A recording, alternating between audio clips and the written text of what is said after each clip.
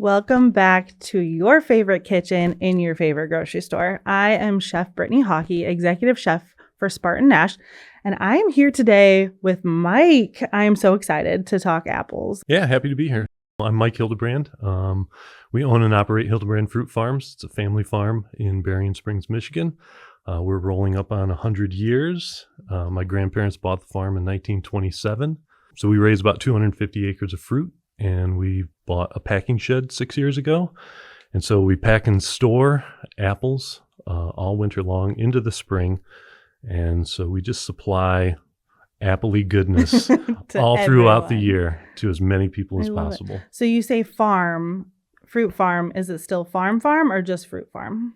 Or do you have so it's a fruit farm. No. Okay. We have a dog. Okay. No animals. You can't go on vacation from animals. You got to feed the pigs and cows. You are totally right. And no veggies, no corn, beans, any of that stuff. In the realm of fruit, so we start with tart cherries. Okay. Around the 4th of July, and then we have peaches that we move into.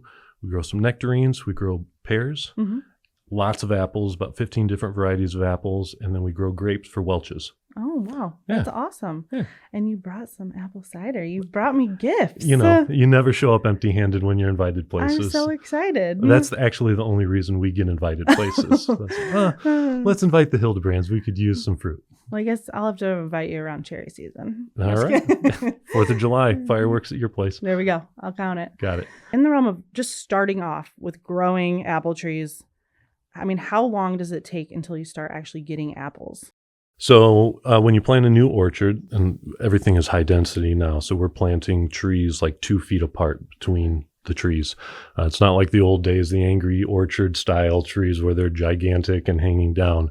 We're actually growing like telephone poles with trellises and little branches this long. It's very intensive, but usually by about the 3rd year, you're picking fruit. So it's a lot of work the first 2 years just to train the trees and kind of fill the space, but then they're efficient little trees after that. It's a different tree per apple. Each apple tree is grafted. Okay. So you're choosing a root stock that determines how large the tree is going to be. Okay. And then the top of the graft is the variety. So you're choosing Fuji or Gala or Honeycrisp or whatever. And then there's different strains of these varieties. So there's 6 or 7 different types of Honeycrisp that you can choose, and multitudes of Galas and Fujis and things. I'll show you my nursery catalog, and your eyes will glaze over. I can already tell I'm going to learn a lot today that I never even knew I could know about apples. Yeah, for sure. Okay, so your tree has apples. How do you pick them? By hand. Okay. As carefully as possible.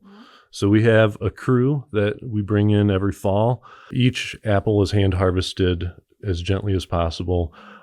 We can do everything right up until the moment of harvest, and a picker can bruise an apple just by picking it incorrectly or dropping it into the basket or dumping it too clumsily into the bin. I tell them during training every year, and probably multiple times throughout the years, like, I did my job. You need to do yours, please. Yeah. Like this last 60 seconds is the most important. Yeah. I mean, that's great. You can spend all season, growing, and then just that one thing. Yeah. You can dodge frost, dodge hail, dodge all the other boogeymen that are out there. And your workers can be a problem. Question that I get asked, and I'm going to ask a professional. When I bring apples home, is it better for me to store them at room temperature or in my refrigerator? So it depends what you want them to do. Okay. So if you want to keep them a long time, put them in the refrigerator. Okay. Keep them cold, they'll last longer.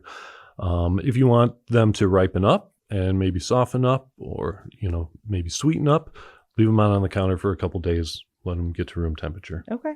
What would you say would be the best apple for, let's say, baking versus cooking?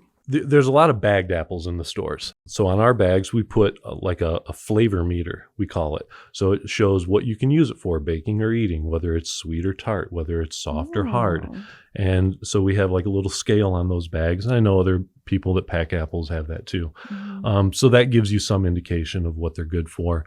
Your standard eaters are Honeycrisp, Evercrisp, Fuji, Gala. You got some all-purpose apples like Golden Delicious, John of Gold. You can cook with Fuji. You can cook with Cameo. But then you've got some that are more leaning towards just the baking side. So like a Macintosh, it's a softer apple. A Golden Delicious makes a good pie.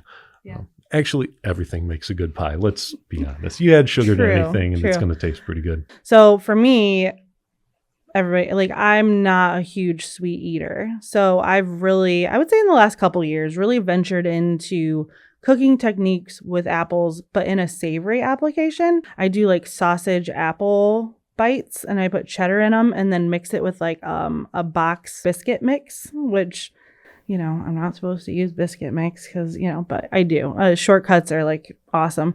But you just roll them into like little balls and then bake them at like 400. They come out like crispy and the apple adds that little bit of sweetness with the sausage. And then we just dip ours in like honey mustard or something like that. It's really good. Our local pizzeria in our little small town, Berrien Springs, they make a peach pizza during the month of August. And so, it's some feta cheese and some ricotta and some balsamic, and I think there's some basil on there. It's like yum. That sounds delicious. I would weigh 400 pounds if it was pizza? always August. Right. Well, I think nowadays too, they just put just about everything on pizza. This is true, but Yeah. especially fruit. Come on, let's make it healthy. So what's your guys' go-tos at home with apples? Apples and peanut butter. It's the simplest. It is. That's so good. So I'm partial to the Evercrisp apple. So that's a cross between a Fuji and Honeycrisp. Okay. It's fairly new, like in the last 3-4 years. Yeah. I believe that is the best peanut butter delivery device ever invented. It is so good. Creamy or crunchy? Creamy. I don't want to chew my peanut butter. And I asked this before, and I'm an oddball, I guess. I'm always a crunchy peanut butter fan. All right. We're done here. No. We have more to talk about. Okay. Yeah. So with all these varieties of apples, how does a new apple come to be? Sometimes a tree will just mutate, or one branch on a tree will mutate. So you'll have a gala block of apples and one limb is just redder than the rest of the apples. And so farmers will flag that and be like, oh, well, this is better, and they'll watch it. The other way is through cross-pollination. So like an Evercrisp is a cross between Fuji and Honeycrisp.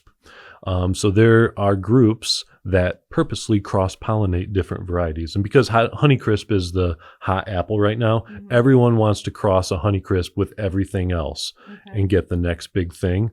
It gets a little bit confusing for Jane Q. Public, though, at the grocery store. People will buy a new apple, they'll see it on the shelf, they'll like it, and then they won't remember the name. Because we're crossing everything with Honeycrisp, we're going to name every apple something crisp. So we got Honeycrisp and Evercrisp and Cosmic Crisp and Ludicrisp and Crispy Crisp. And I mean, it just becomes too much for people. Yeah. People need to find their favorite, or maybe they need to stick with the old standbys, or write down what you like so that you don't forget it. Put a little note in your phone or something. So at your farm, then you pick them, they're there. How long can they be stored? Or to have apples, because you said you have apples all season, do they have to be stored in like a special environment to last that long? Like, how does that work? Yeah. So here's the peek behind the curtain. Some apples can store up to a year in storage. Really? Yeah. We have controlled atmosphere storage on our farm. So we have airtight rooms that will fill with apples. They're refrigerated. We keep them at like 34 degrees. Pull the doors shut, seal them up. They're completely airtight, and we turn really fancy, expensive machines on that pump nitrogen gas into the rooms that pushes all the oxygen out. We'll take the oxygen level down below 1%. We'll let the carbon dioxide level go up to about 1%. And if the apple can't breathe, it can't ripen. Wow. And so it's cold and oxygenless. So they can be stored in there. So really then pull those out. They're still good to go. So if you have at your farm, what if you have like a bunch of apples that can you feed them to animal? What do you do if you have a bunch of excess apples then? So we make cider. Okay. So inevitably there's going to be some bad apples, something with a mark. It's too small. It's too green, whatever. And so we'll send those off to either an applesauce factory, an apple juice factory, or we make our own cider. And then sometimes we have extras as well. And we work with a place down in South Bend, Indiana called Cultivate Food Rescue. Oh, okay. Yeah. So my friend Jim Conklin started that, and they serve food pantries. They also do like a backpacks program for kids on the weekends. And so we get fresh fruit into kids' bellies. That's usually not something that they get a hold of. So That's amazing. Yeah. You were telling me too about the apple cider that you did a blend. yeah. So tell me about that. Yeah, so we had some softer peaches that we couldn't sell to the stores. So I was like, yeah, let's try making a peach blend with the cider. I will say that adding peach schnapps and peach vodka also brings out the peach flavor in the peach cider. I would highly recommend that for a Friday If you're evening. 21. Yes. Follow the rules. Yeah. So tell me a little bit more about the farm. So you said, how many kids? So we got 3. Okay. The oldest is 17. She'll be a senior. The middle one is 15. He'll be a sophomore. And then the youngest is 12. Okay. So are they interested in the farm? Are they like, do they want to get into the family business? That's the hope. Okay. So it's their choice. So 6 years ago, I said that we bought this packing shed from the neighbor who was retiring. Thanks, Dave. So the goal at that time was that if all 3 kids want in, it's got to be big enough for all of us. Yeah. All of them could do something very well in the business, but I'm not going to force it on them. Yeah. It wasn't forced on me. It's a family farm. We kind of view it as the family heirloom. And so right now we're the ones holding the baton with the race, but And growing up in that atmosphere, I mean, I'm sure they've been involved in all of this and around. So, I mean, our kids hated COVID because they enrolled in the Hildebrand Fruit Farms CTE program. And so it's like, oh, well, you're done with virtual school. Get on the packing line. Help sort apples. Yeah. Yeah. I mean, why not? No choice. But they like it a lot more when they get paid. Yeah, I'm sure. The check shows up and they're very interested then. So you said you do have apples year-round, but what's like the main harvesting season? I would say after Labor Day, people start shifting into apple mode. Before that, it's still summery and people are thinking about sweet corn and melons and peaches. But once Labor Day hits, kids start going back to school. The weather starts getting a little chillier. Then it's apple time until really Thanksgiving, I think. Even into Christmas a little bit, people bake and you get the family gatherings. But definitely just in that, like it's fall time for sure. And, it's fall time, so people are doing the U-picks and the hay rides. Do you guys do that? We do not. No. Okay. No. So I almost wore my T-shirt, like our Hildebrand Fruit Farms T-shirt today. And on the back, it says, no U-pick, no jams and jellies, no craft fare, just high-quality fruit at reasonable prices. I mean, that's what you want though, right? So, some people want to ride a Ferris wheel and do the haunted house, and some people just want to come buy apples. Yeah. And that's our lane. All right. What other goodies can you tell me about apples that I don't know? So Honeycrisp apples are by far one of the most popular. A lot of people don't know exactly why Honeycrisp just erupted 20 years ago. So it was actually Oprah. Really? I give credit to Oprah. No one had really heard of Honeycrisp apples, and Oprah had her show, and she did her favorite things, and Honeycrisp apple was her produce of the year, apple of the year, whatever. Demand for Honeycrisp went through the roof, and we're right around the lake from Chicago. Yeah. Right? So it's like an hour and a half to downtown. And all of a sudden it's just like, do you have Honeycrisp? Do you have Honeycrisp? Yeah. I was like, I don't even know what this apple is.